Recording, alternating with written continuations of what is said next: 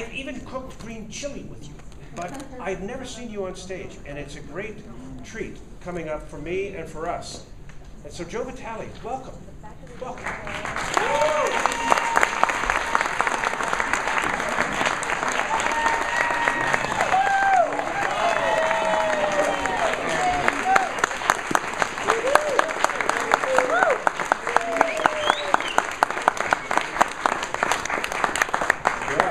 Start with a standing ovation. Dare I say a word?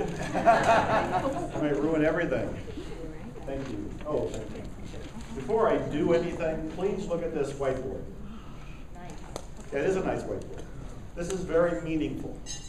There's nothing on this, right? Nice and white, nice and peaceful, nice and clear, empty. So we are all transformative leaders. We're all teaching transformation of one sort or another. I'd be very curious to know how many different transformation elements there are, how many different tools there are. I'd be very curious to know how many of them actually work 100% of the time. And I'd be very interested to know who would like to be a fearless volunteer and to come up on stage with me. Oh, it's like this gentleman. You've been on stage, so we've seen your brainwave activities. We know what you're thinking. I don't know what he's thinking. Yay, Scott. Scott. Big hand for Scott. Thank you. You're not going to need a mic, you're going to need a pen. Thank you. So what I'd like you to do is be honest and tell me, what do you teach in terms of transformation? If we're out there teaching people how to transform their lives, what works to teach them, to transform them? What method do you teach? What technology do you teach? No right or wrong. I just want to list them on the whiteboard. Distinctions.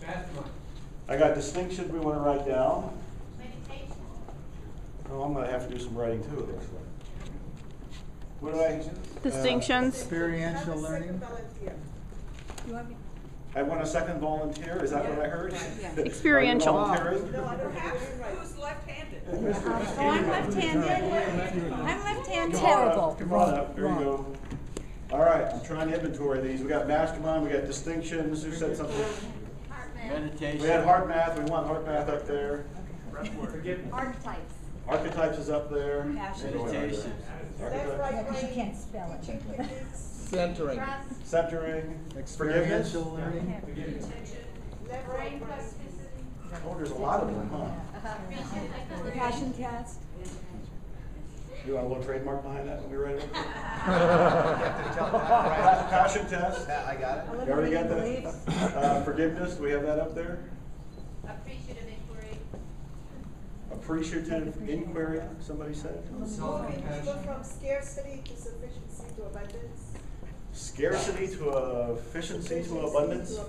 Okay, that's a lot. Can you say it one word? Money and use. Prosperity. Prosperity. Release. The left go method. Radiance. Radiance. Gratitude. Ready? Shadow work. Tapping. Shadow work. What? Feminine embodiment. Self. Okay, so you got self-compassion. Body work. Trust. Body work. I don't see that up there yet. John? We want gratitude. I got it. Laughter. She's already laughing. Health and fitness. Health and fitness is going on the list. Singing, music. Singing. Singing, got it. Radical surrendering. Radical surrender. Radical surrender. She's got it. She's got Dance. Art therapy. Dance. Art therapy. Dance therapy. Dance for you. Prayer. Self-inquiry. Self-inquiry over here. Yes. Law of attraction. Of course, law of attraction. Active imagination. Prayer. Recovery. Addiction. Recovery. Joe. 12 steps. Sedona. Sedona. Intuition. Big mind. Shifting the occurring world. Shifting the occurring world. That's big. 12 step. 12 step. Boy, we just keep on going, don't we? There is no out there. Yeah, just put 12 step. When you get 12 step, there is no out there. Somebody said. Grief. Work. Got it. Go. Synergetics. Synergetics. Mars, Venus. Yeah! Oh, yeah. gave that suggestion. You got it, Mark? Who gave that suggestion? Got it, Mark. What else? What are we leaving? Emptiness. Relationship as a spiritual practice. Relationship as spiritual Joe, practice? we need another board. No, we're doing it on this board. Oh, okay. At the point that, this is good. Right At the on point top. where you can't write, you don't have any space, write over what you wrote. Okay. Just right on top of it. mine. So what Gestalt. Gestalt, Okay. just write right over it. You're not gonna be able to read it, I don't care. Do you have tapping Part yet? of the point. Do you have tapping? Tapping, somebody, TA. Tapping. EFT or tapping. EFT, right, EFT and everything. Relationships and sacred opportunities. Sex. Sex. Tantra. That one goes. Tantra. Yoga. Now we're getting to the good stuff. Chanting. Kundalini awakening. Marijuana. Scott, dream work. I got it. LSD. LSD. Drugs. Therapy. You're on a roll. Rock and roll. Harmonic tones. Sex, we got drugs, we got rock and roll. Adventure learning, Adventure one, got it. experiential learning, Sound. Sex, For Terry Tillman. ropes courses. Good stuff. ropes, prayer. Rituals. Visuals. No, rituals. Rituals. Rituals. You got it? Act of Act of imagination. imagination. Seminars. Keys of excellence. 8 keys, got it. Silence. Billy Graham. Graham, it's devolving. Leadership. No, it's devolving. It's devolving. We got Billy Graham. Devotional chanting. Scott, we have chanting. Mystery school, got it. Mystery school. Oprah. Theater of the absurd. Angel therapy. Improvisational theater Improv techniques. theater, got it. You're in the good group for this. I know, just let them come. What else? Sounding. Sound. Got that, my map, Sound. got it. I think we have sound. Silence, you got that? Silence, got silence. Yoga, got it. Harmonic tones. Somatics. Somatics, got it. Somatic. We got EFT, we got got EFT. EFT, we got all the tapping, right? S. You want S? Yeah, landmark. NLP. NLP. NLP. Was hypnosis? Projection. Projection. Transactional analysis, we got that, we got that. Hypnosis. Paraliminal. Very You good. got it? Jungian analysis. Jungian. Lefko method. Enneagram. Hoffman method. Enneagram, got it. Life spring. Enneagram. Spiral dynamics. Spiral dynamics, spiral dynamics. Biofeedback. Biofeedback. Death. How about nude whiteboard writing?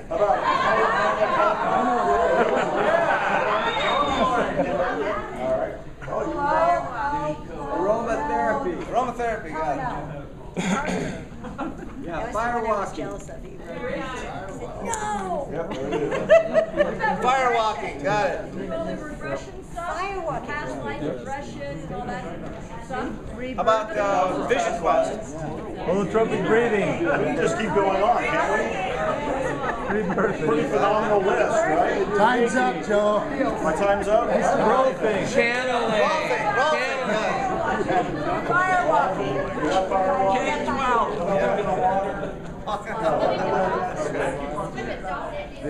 Swim with the dolphins. Amazon trip. Amazon trip. Got it, Amazon trip. Drugs, we got drugs. Personal transformation, physical transformation. Bodybuilding. Silver method. Writing.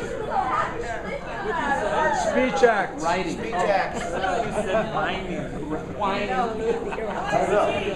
So, we're going to stop here. Coaching. We're going to stop here. No, coaching was on. Was that trip to the North Pole? I think there's a new whiteboard writing. Back at whining. Okay, big hand for both of them.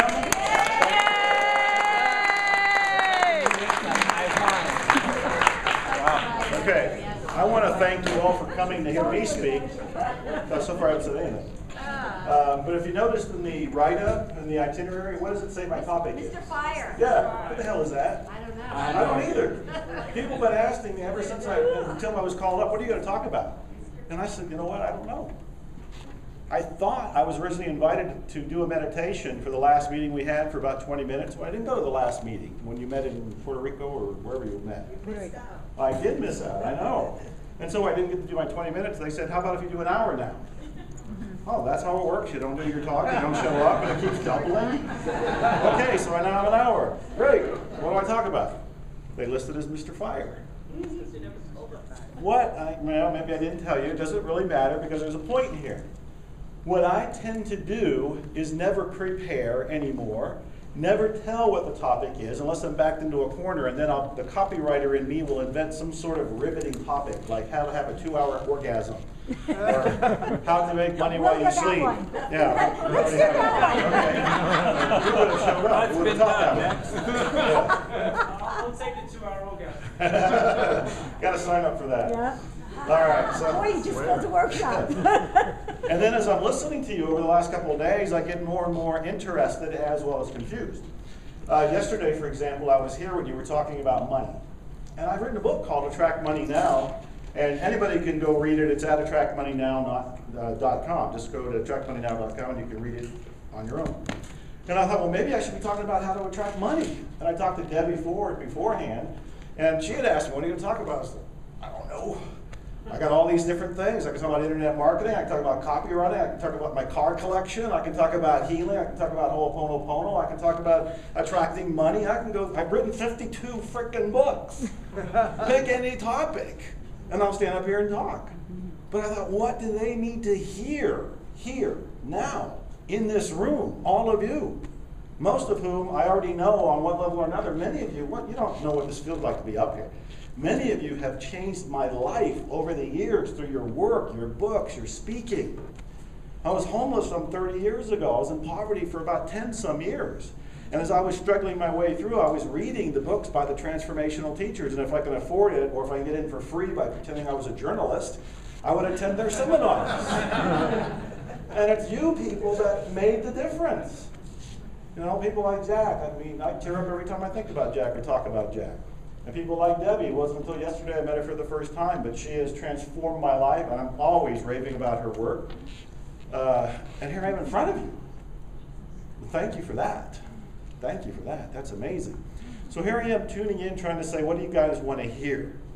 I even got out last night on my balcony, and I'm communicating with the universe, with the divine. I'm meditating. I'm trying to get past all the programming, all the beliefs in me that are saying, oh, do what they're going to think is good. Do what they're going to make you love. They're going to love you for doing. Wanting to win your approval. Wanting to win your love. And then I'm thinking to myself, well, the way I do it is I get in people's face. I tell them the truth. And if they don't like me, it does bother me. But I go about my day. So, last night, the divine said, tell them how to reach the divine. And I argued with it for a little bit, until I realized I was arguing with the divine. And I said, I'm giving in. I'm giving in. It's one of the secrets to success. Put the ego, obeying orders, more or less. Make the ego obey the orders. I'm obeying orders. When I put the whiteboard up here, to me the whiteboard is God. To me the whiteboard is divinity. To me the whiteboard is zero. Nothing there but love. When we put love there, we're starting to write things on the whiteboard. This is relevant. If I say it's the divine, I'm starting to write things on the whiteboard. I say it's divine. If I say it's God, I just wrote something else on the whiteboard. It's God. The whiteboard has nothing, yet has everything. The people who have said yesterday when they were talking about money, the whiteboard is abundance. No lack, no limitation.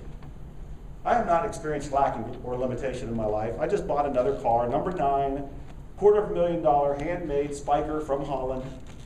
And I don't drive anywhere, I work at home. People say, why do you have these cars? Oh, it's an investment. Really? Well, that's what I tell myself. No lack or limitation. Why? Because I'm taking my inspiration from the whiteboard. When it bubbles up an inspiration to me, I say, salute, I will do it. When people say, how have you written 52 books? You've been in all these movies and you've written all the, or recorded all these DVDs and CDs and this, that, and the other. It's because whenever I get the idea, the inspiration, I act almost instantly. What do most people do? Think about it, question it, have a conversation with themselves about it, wonder about it, doubt it. I don't. I take action. I was told to inform you that one of the things I took action on is in your welcome bag. Vitale? Everybody got one in their bag. And you, I'm sorry I didn't give you a bottle of tequila with every one of these packets. What is this? No, where is the tequila? Oh, where is it? The bar has the tequila, please. Vitale. Okay, so I'm out at dinner. I was in a bodybuilding contest at one time, and I was very disciplined. I was very restricted, you know, and everybody's eating and drinking and having their margaritas. And I remember saying, and I slammed my fist on the table, what we need is a bodybuilder's margarita. And everybody laughed. That isn't funny. I mean that. And then it occurred to me, thought was there. Joe, make the healthy margarita mix. A margarita mix, the average margarita mix has 300 to 1,000 calories in it. So when you order your margarita, just that one, that's half your calories for the day. And if you're in a bodybuilding contest, that's your calories for the week.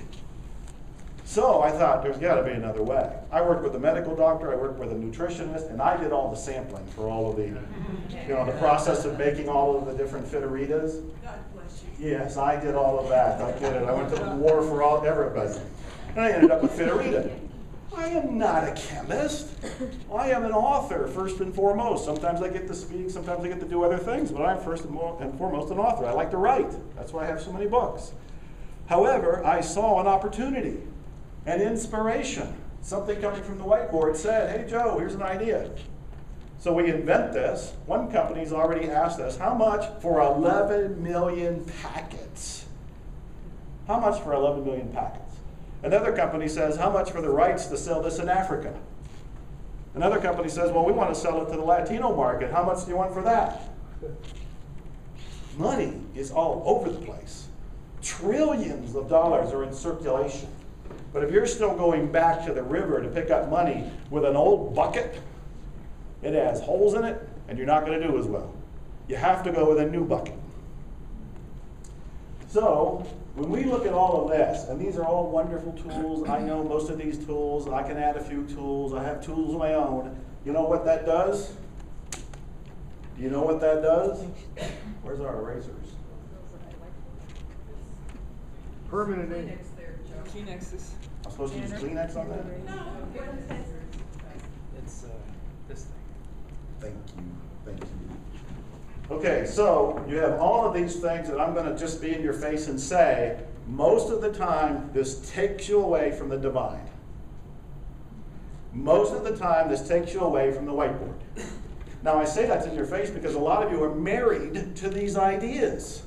A lot of you have patented and trademarked and written about this and recorded about this and made it your life. Dr. Hulen and I, Dr. Hulen's the guy who taught Ho'oponopono. He's my co-author on the book Zero Limits, and everybody has a copy of that in your welcome bag. He talked about this. He says that you are either getting, in any moment, inspiration or programming. What you're receiving in any moment is inspiration or programming. And he once said at one of the seminars we did together, a great way to start a religion is for one person to receive from the whiteboard an insight and then start telling the world about it and saying, here's the insight you should practice. You have now given everybody one removal from the whiteboard. And the guy who received the inspiration may or may not know, or the woman, may or may not know that they did that. The inspiration they received was for that person, not necessarily for everybody else. What I'm here to challenge you with is a healing technique and a clearing technique that's going to help you with prosperity, abundance, relationships, and everything else. Because all the problems that you experience are not coming from the divine, are not coming from inspiration, it's coming from the programming. It's coming from all the thoughts that are in your head, many of which you didn't even know were there, And the previous conversation we had, the dialogue we had earlier with the other presenter about the mass of the unconscious being 11 miles wide, that is absolutely correct. But what we have in our conscious mind is this one itty bitsy percentage, and we think it's the frickin' world. And we are deceived by it. We are sold by it, we buy into that, and what we need to do is erase it. And as we start erasing this, the whiteboard starts to appear again. And as the whiteboard appears, you are now becoming one with the divine. You are now becoming the divine. You are now living and breathing as the divine. Now, I've said this before, and I have an audio program called The Awakening Course. I've just turned it into a book. It'll be out a little bit later. And I talk about the 4 different stages of awakening. And I say the 4th is when you truly awaken and the ego you, the Joe, isn't there, the divine is living and breathing through me. And I'll say that to a lot of people, and they'll go, yeah, I'm there. Give me a break. If you are sitting there saying, I am awakened, you are almost certainly not awakened. You have bought into another program. So what we want to do is erase. I'm not saying from time to time the inspiration will come through and say, go ahead and do one of these things, but it'll be authentic to that moment. It won't be the thing that you say, we pull this out and we do this for everything and everybody in every moment for eternity. No more. How many of you read the book Zero Limits that I wrote with Dr. Huland? It's in your bag, so eventually you'll get a chance to read it, I hope. It is the most breathtaking story. This is on the level of the miraculous. And when I tell this to people, their jaws drop, they're inspired, some of them are nervous, because there's some elements to it that really make you have to own your own reality on a level that you may never have owned before. And it's a true story that I heard several years ago of a therapist who worked at a mental hospital for the criminally insane in Hawaii, using an unusual, mystical, secret Hawaiian healing method, helped heal every one of those patients. Pause. Mentally ill, convicted criminals in a mental institution, a mental hospital in Hawaii. They were so dangerous that people would visit and they'd walk scooting down the halls because those patients were violent. They were either sedated or shackled virtually every day. The turnover, the nurses would quit on a regular basis. They couldn't keep doctors, they couldn't keep therapists. Until one day, this therapist got the job opportunity, and he said, I'll go there, I'll work there, but I have to do my own method. I'm not actually going to do therapy with the patients. Let me see their files, I'll see them over lunch, but I'm not going to see them one-on-one. I'm not going to do traditional therapy with them. They agreed because they were desperate. They were absolutely desperate.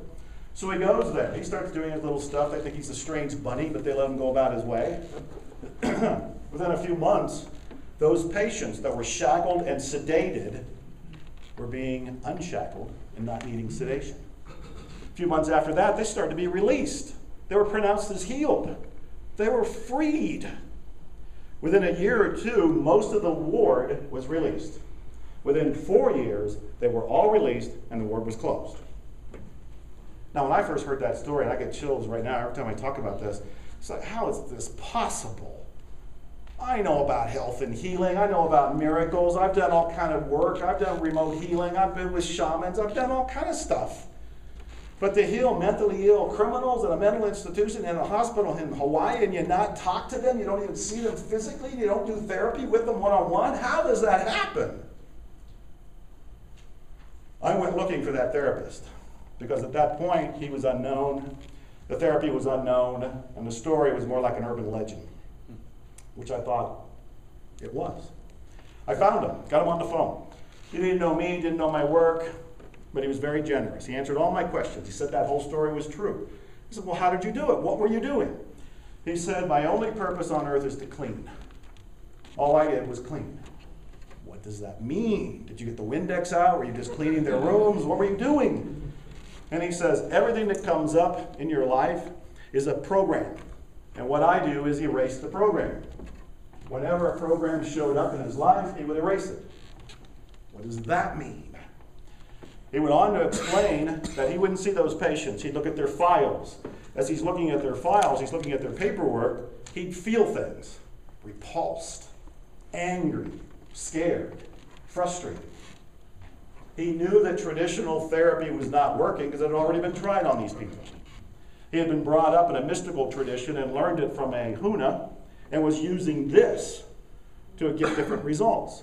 So whenever he looked at a person's chart, he noted what he felt. As he cleaned what he felt, the other person got better. This is so freaking relevant to everything all of us do. All of us do. So I went on and had my first seminar with him where I went and met him. Very grandfatherly-like fellow now. He's almost 70. And he really just says the same thing over and over and over and over and over again. It's basically, you just have to keep cleaning. Now, his cleaning method, which would end up being written on this board too, in fact it was, Ho'oponopono, right up there. So we'll take that off as I explain what it is. So Ho'oponopono is a way to take 100% responsibility for your life. What do we mean by that?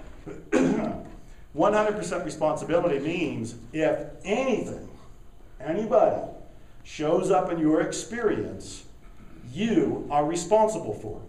No exceptions, no loopholes, no get out of jail card. And the way this was first explained to me is that Dr. Hulen said, haven't you ever heard the phrase, you create your own reality? Well, hell yes, I've heard it. I'm one of the people who write about it, and teach it. Well, if you create your own reality and a mentally ill criminal shows up in your reality, didn't you help create that reality, that person, that experience? Whoa. That's taking this to a quantum leap level of responsibility I didn't want to go to. And as I've learned, because I've now been promoting the book, and he and I have done several seminars together, most people don't want to go to. But he said it's all about taking 100% responsibility, whatever shows up in his life. He says that some program in him helped pull it into his reality. Now, what do we mean by some program? Those are the thoughts, those are the beliefs. That's that unconscious programming, but it goes deeper and further than what you might have ever thought before. Because Dr. Hulen is talking about you've inherited the programming from your ancestors. He says it goes all the way back to amoeba, that all of those generations and centuries of beliefs, of crimes, of unforgiveness, everything is there. It's in your unconscious. You have it. You have it. There's a famous bodybuilder, Dave Draper, who was the blonde bomber in the 50s movies. He's still around, still in shape, doing great, but he had a heart attack. When he had a heart attack, he told his doctors, how can I have a heart attack? I've been fit my entire life. I am fit now. How can I have a heart attack? Why will I need surgery? Why have I had this happen to me? What did I do wrong? And the doctor said, you didn't do a thing. Your grandparents did. And through the new study of epigenetics, they know that that was inherited into his system. He experienced the programming from them. So this programming is far deeper and more expansive and more powerful than what you think just came in with you when you were born. It isn't from just the birth on when they say those are your formative years. They're definitely your formative years. But you were formed before that. And we have to keep cleaning. So Dr. Hulen says that the best way to clean, in his opinion, and again, this would be written on the board, is to say 4 phrases. And some of you know those 4 phrases. Some of you practice those 4 phrases. Some of you know that I'm saying those 4 phrases in my mind right now because I'm cleaning as I'm speaking so that I can give you the best, most direct delivery, presentation from the divine that I can humanly give you at this point in time. I am cleaning now. On you, for you, through me. And I'm saying, you're welcome. And I'm saying, I love you, I'm sorry, please forgive me, and thank you. Which is the essence of Zero Limits. You don't even have to read the book now. I'm telling you the story, and I'm telling you the secret method. I love you, I'm sorry, please forgive me, thank you. I love you, I'm sorry, please forgive me, thank you. I love you, I'm sorry, please forgive me, thank you. You can say it in any order that you like. Why would you say this? Because some people resist it.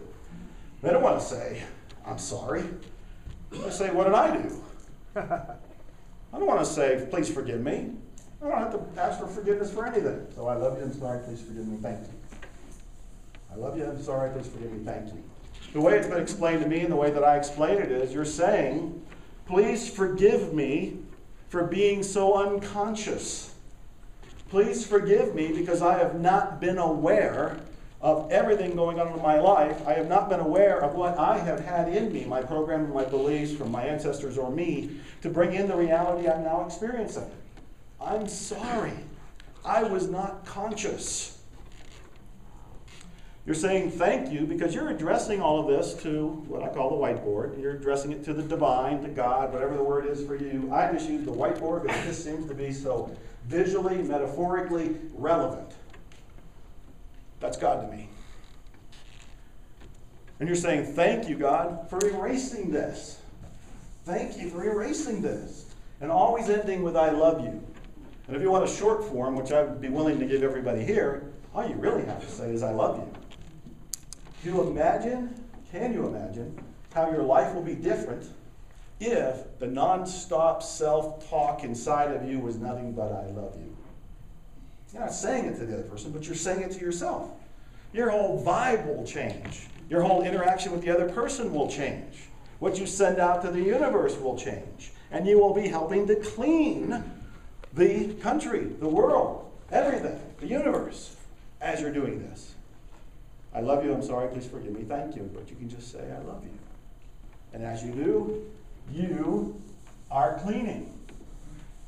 The more you clean, the more you're going to be able to receive inspiration. Because remember I said earlier, you're either going to be receiving programming, which is any of this data, the 11 miles worth of data that's available at any moment, all of this centuries worth of programming that goes all the way back to who the hell knows where it started.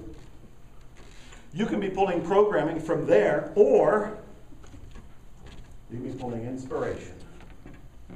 And when it comes, you act. But in order to get there, I love you, I'm sorry, please forgive me, and thank you. I love you, I'm sorry, please forgive me, and thank you. As I look at the file here,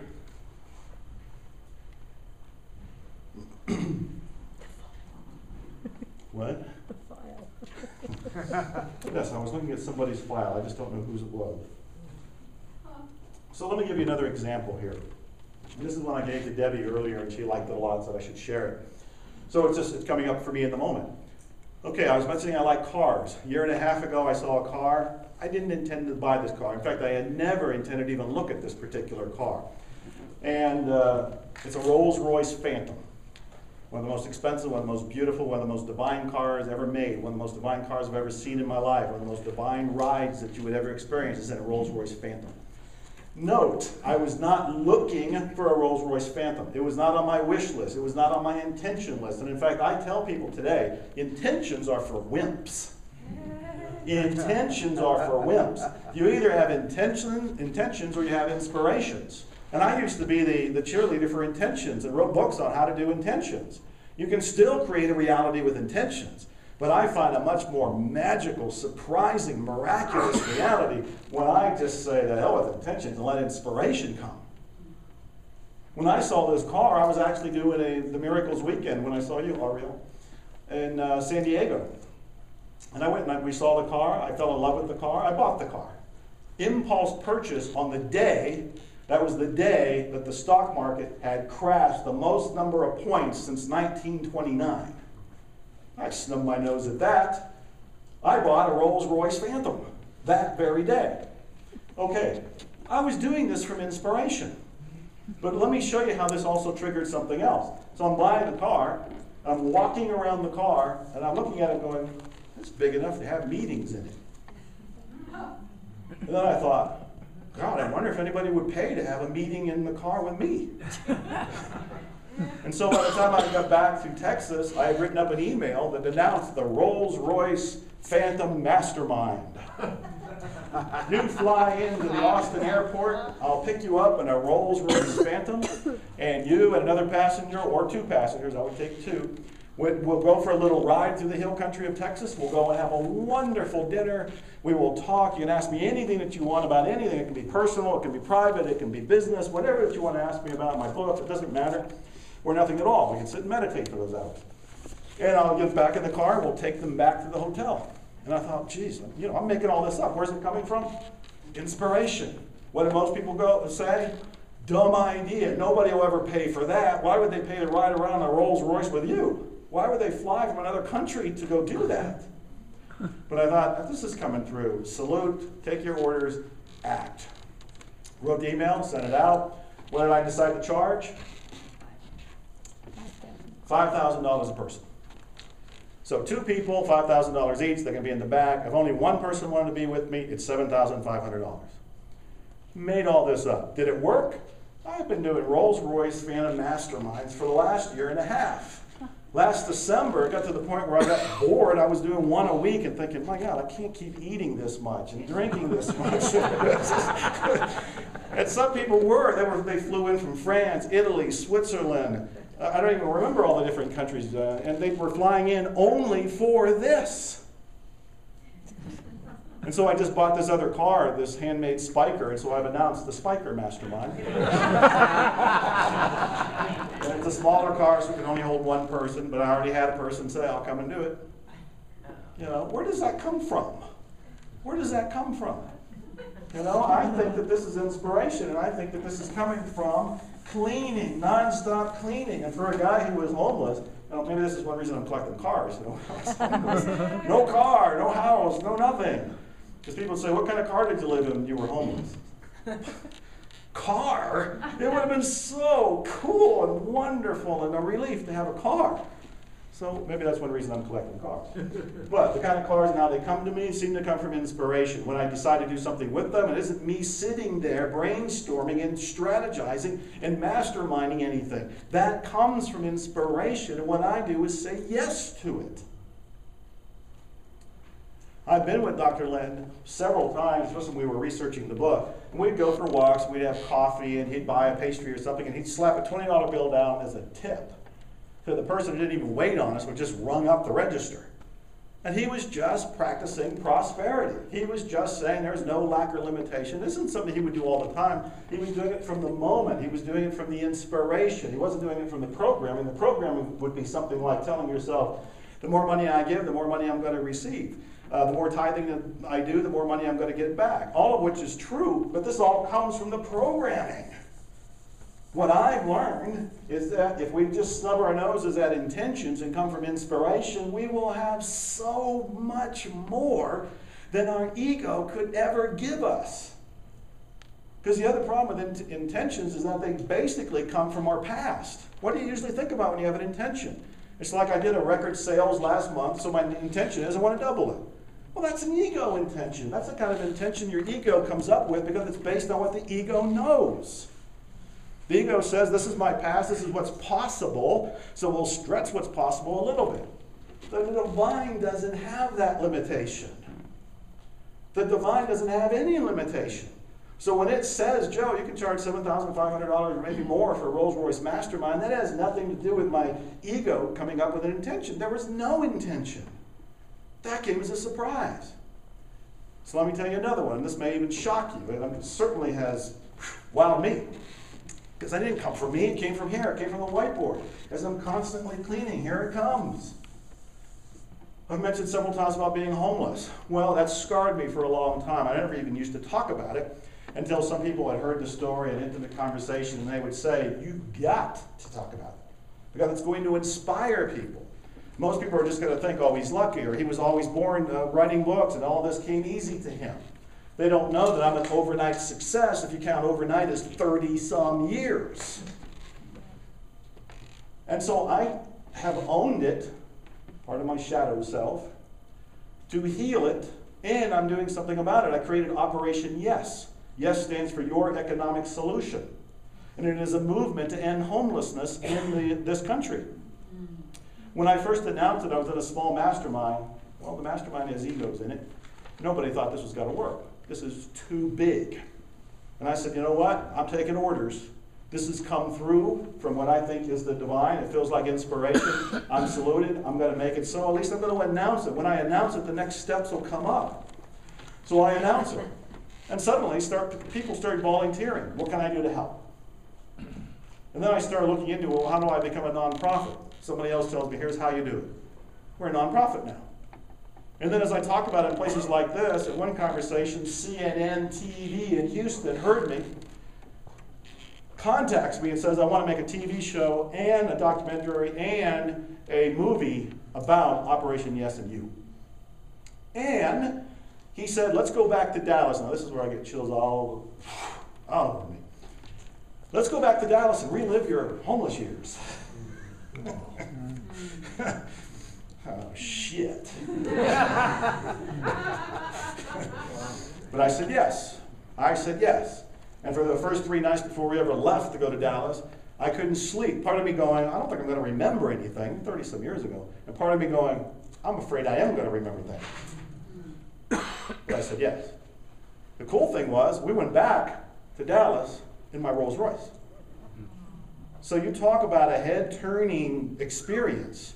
I still remember, because a friend drove me, so I'm in the back seat of my Rolls Royce Phantom, and my friend's driving me into Dallas, and I saw the Dallas skyline. And I'm going,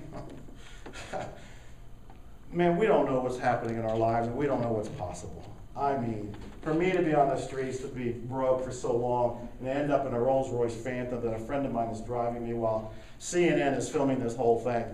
And they take me downtown, which is the place I was avoiding, because I would go back to Dallas, but I'd stay away from the downtown. I was avoiding it, that's where I stayed, that's where I lived. I was on the streets, I was on the park benches. And thank God for the library, because that's where I spent most of my time. That's where I learned. That's where I worked on myself. He took me back there, mic'd me, camera on me. Joe, tell us what you're feeling.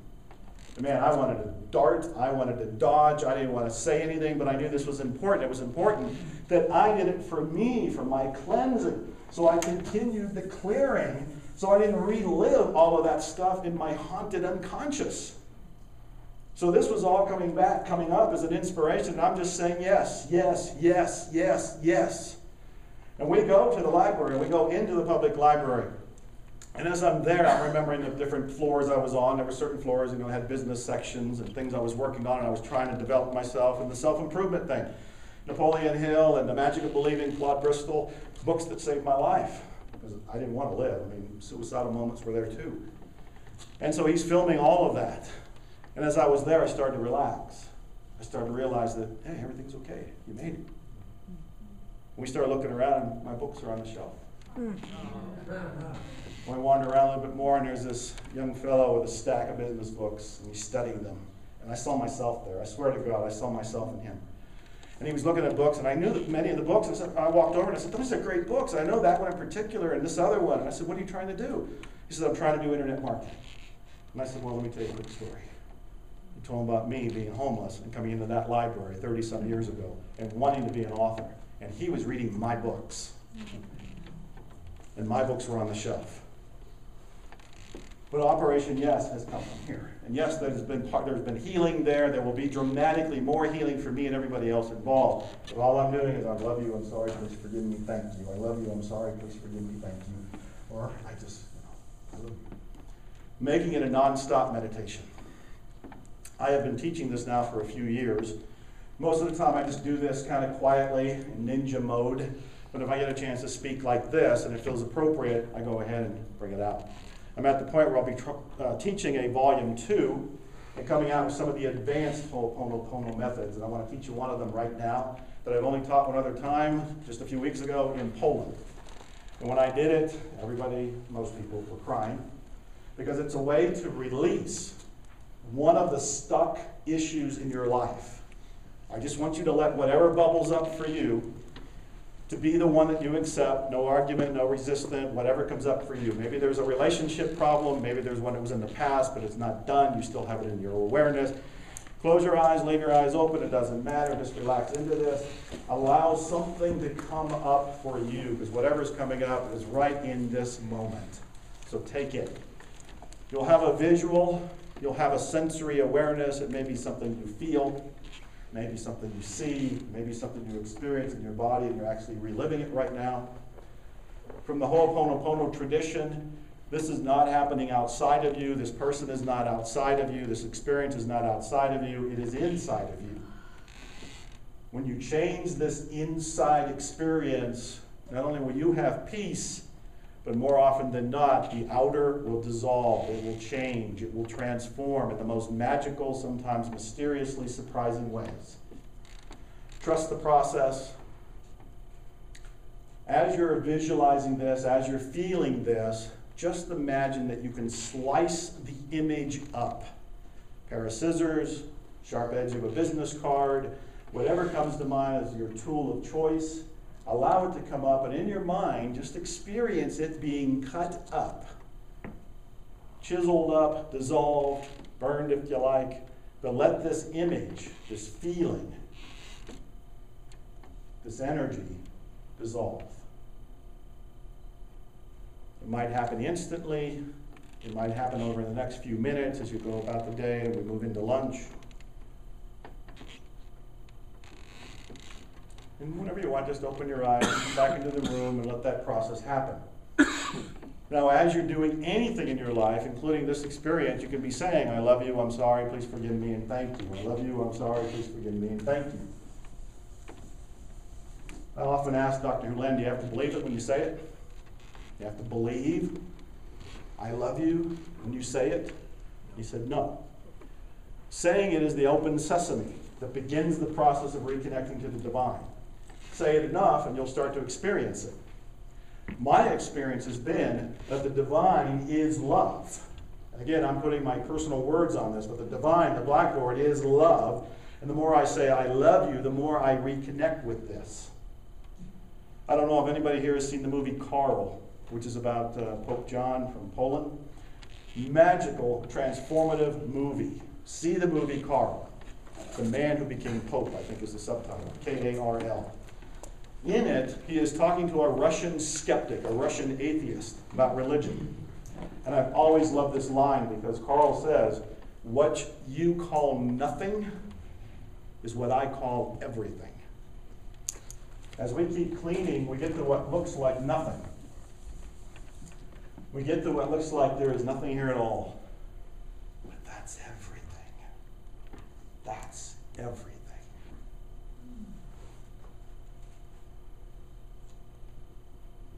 Do you have any questions?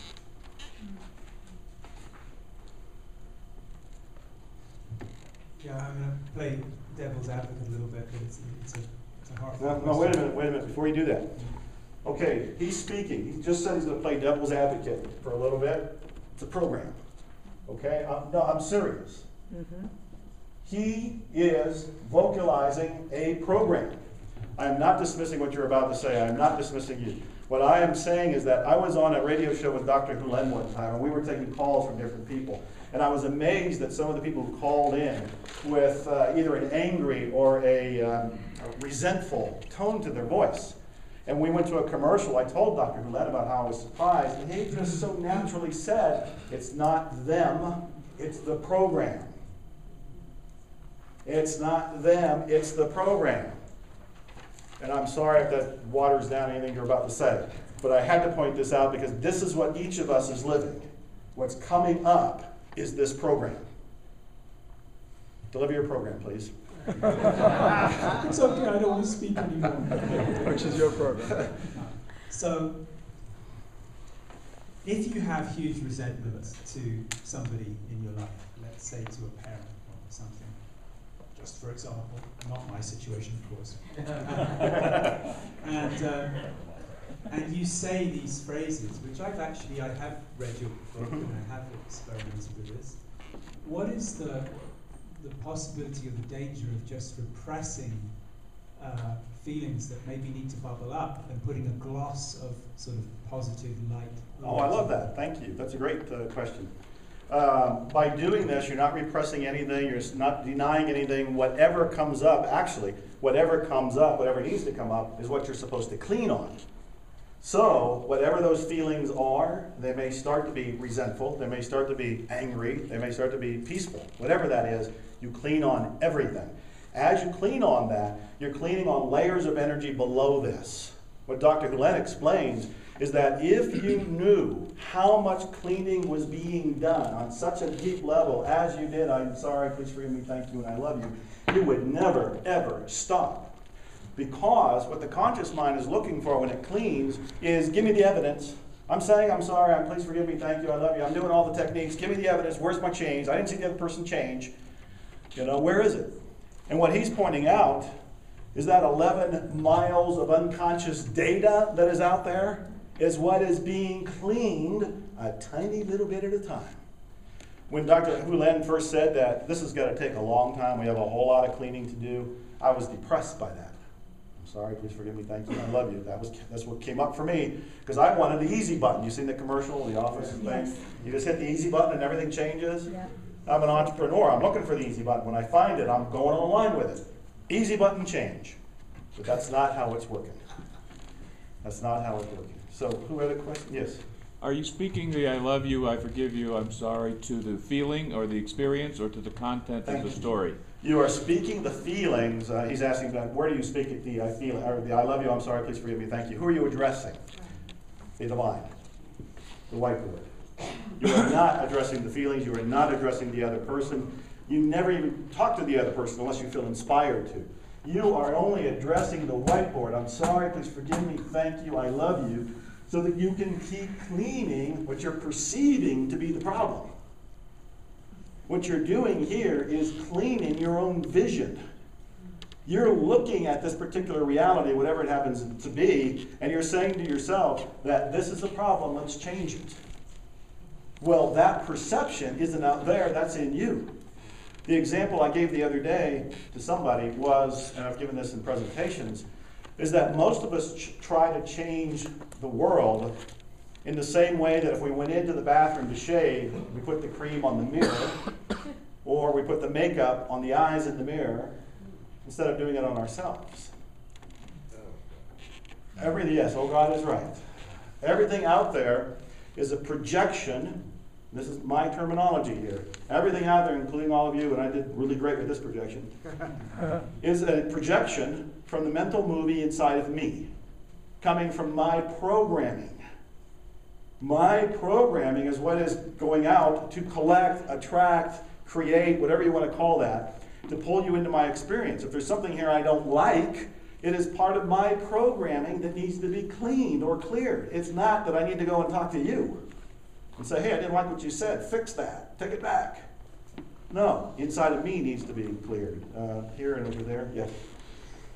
Yeah, there's something that I do, selling, and I sell really well. And my method of selling is not very evolved. And I can guess at so many different ways you can do this. Yeah, but I'm really good at it. And a fellow TLC member has been suggesting that I clean it up. I've also been thinking of it even before that. And I'm just scared shitless to do it any other way. Because when a promoter invites me to come to their event, they're counting on me. So I've got all kinds of excuses, like I don't have the right to experiment on their dime, and they're counting on me, and I'm really good at it. All of those things that you just said is what needs to be cleared. All of that about your concerns, about your fears, about your doubts, that's what you cleared. Further note, now that all of you have heard this, you are clean and clear on this. This is now in your reality. Everything that comes up, and then somebody else says they have a problem, it's not their problem. If it's in your reality, you are co-creating it, and you are responsible for helping to heal it. And the one way I'm proposing that you can heal it is with this zero limits, ho'oponopono, I love you, I'm sorry, please forgive me, thank you, or just I love you. We want to work back to the divine. Everything that's out there that's in between us and the divine is what needs to be cleared. Quick story for you, it's in Zero Limits, so you'll get to read it sooner or later. One of the most incredible salespeople in California with a luxury, a Toyota Lexus dealership, I think is what it is, holds the sales records for the most number of sales for the entire year. I interviewed him because I'm enough of a marketer, an entrepreneur, and a journalist to want to find out what people are doing. And he said, all I'm doing is cleaning. I was like, come on, not that again. He said, all I'm doing is what Dr. Hulen taught me to do. When I meet people, when he meets people, he meets Morty wants to go buy a car, he doesn't talk to him about the car. He's cleaning inside of himself. He's saying, I love you, I'm sorry, please forgive me, thank you. What were you here for? He was here to see a car. Inside of his mind, I love you, I'm sorry, please forgive me, thank you. And he has a conversation with them. People will come in and are only looking, and they'll leave with a car for the husband, a car for the wife, and a car for a child. And all he is doing is he's completely neutral. There is no intention. There is no sort of manipulation. All he is doing is inside of himself, making sure he is totally clean and at peace. And whatever comes up, buys a car, great. Doesn't buy a car, that's fine too. They more often than not buy a car, or it's plural. Now, over here. Take that, Aaron. Oh, I'm sorry. I don't know where the mic's going. So I'm just a little fuzzy on who you said I'm talking to the divine when I said, I love you, please forgive me, thank you, I'm sorry. But in the book, when he was reading the charts, didn't he put himself into the experience of being the crazy criminal person and then say those things? So I'm just not clear. Yeah, great question. Great question. So we have a person who has the program of fuzziness right now, and we're going to clean this because many of us have this, but it's also in us. I have asked him that question in particular, and what he's cleaning on is what comes up within him. So he's not reading it and projecting what that person was feeling or what they were thinking or what they were being motivated by. He's not guessing at that. What he's looking at is that this person was a murderer and a rapist, and my God, he feels the rage of it. That's in him.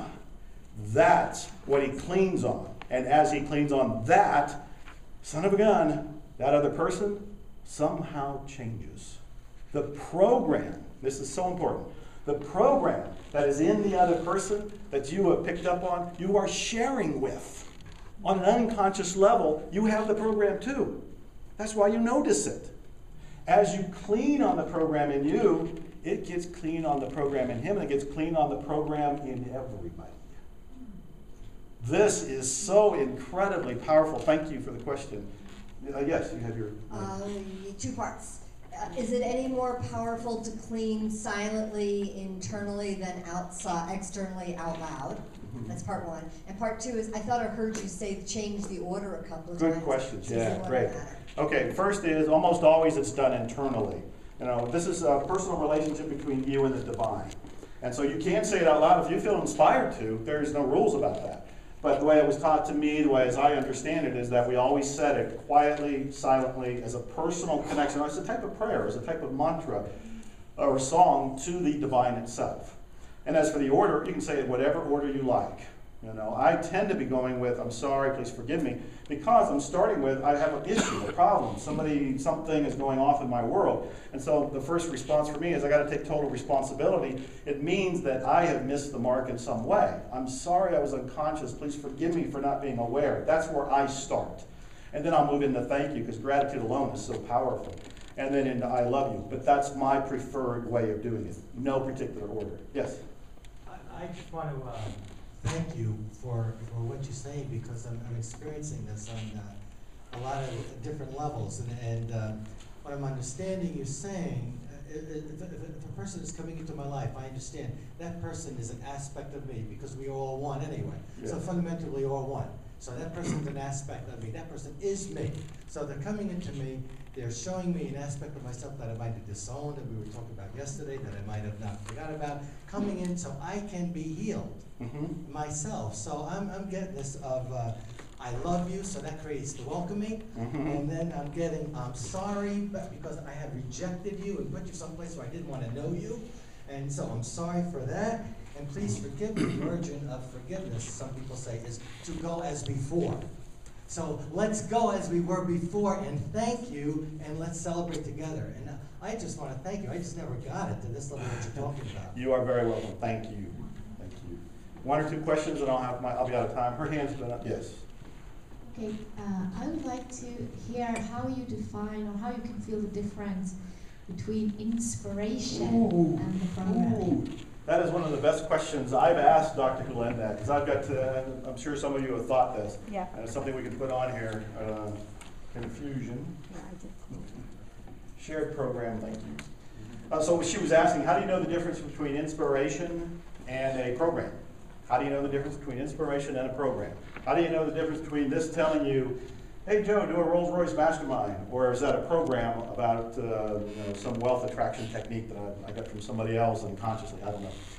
I asked Dr. Gulenda, and he said, you know what? You don't know. That's why you have to keep cleaning. You don't know. We have so much garbage, we have so much of that 11 million miles of data there that's in the way that we have to just keep doing the best we can. And by saying, I love you, I'm sorry, please forgive me, and thank you, we get closer and closer to being with that divine. So the basic answer is, you don't know. Not with 100% clarity, at least not at this point in time. One more question, because it's counting me down fast. Marcy. Marcy? Right here. Right there. No? Oh, over there. Is it? Yeah, Oh, Marcy. I've been doing this for about 3 months solid, and it's kind of like a tape now in my head. I wake up with it in the morning and kind of go with it at night a lot. And there doesn't necessarily have to be something going on. And I'm wondering, is that just the same thing? Just cleaning? Yes. I'm just limping my body or my beingness. That's how it feels to me. Yes. And then all of a sudden, I won't do it for a few days, and then all of a sudden it'll come on real strong, and there's really nothing going on, but it's just there, run. Is that an experience you had? Yes, it has. I got to the point where I would wake up and it was going on. It was almost like part of my dream world, my astral world. Let's sneak in one more question with her. Her hand's been up for a long time. And so I find that that's been going on. I think it's a wonderful thing. You know, it's like make money while you sleep. It's like get clean while you sleep. So I like this approach. Well, it's actually similar to that question. How different is it if you're just doing it rotely versus actually having your attention on what is going on? That's a great question. I have found that if I do this on a true problem, meaning there's something in my awareness and it is bothering me, it is eating me up, and I'm very intense and focused about cleaning on it, I get results faster. Just by doing it by rote, I think there's some background cleaning the windows that's probably going on. But if I'm really focused and I'm taking care of an issue, really speed. I've got to end because I'm right down to the wire. Let me say just a couple things here. Thank you for the honor of speaking in front of you, especially when you didn't know what I was going to speak about, and of course neither did I. And thank you for helping me clean the whiteboard here. Yeah, I know, I'm not done. I'm not done. I'm here with you. And I want you to know that I love you. I'm sorry. Please forgive me. Thank you. Thank you.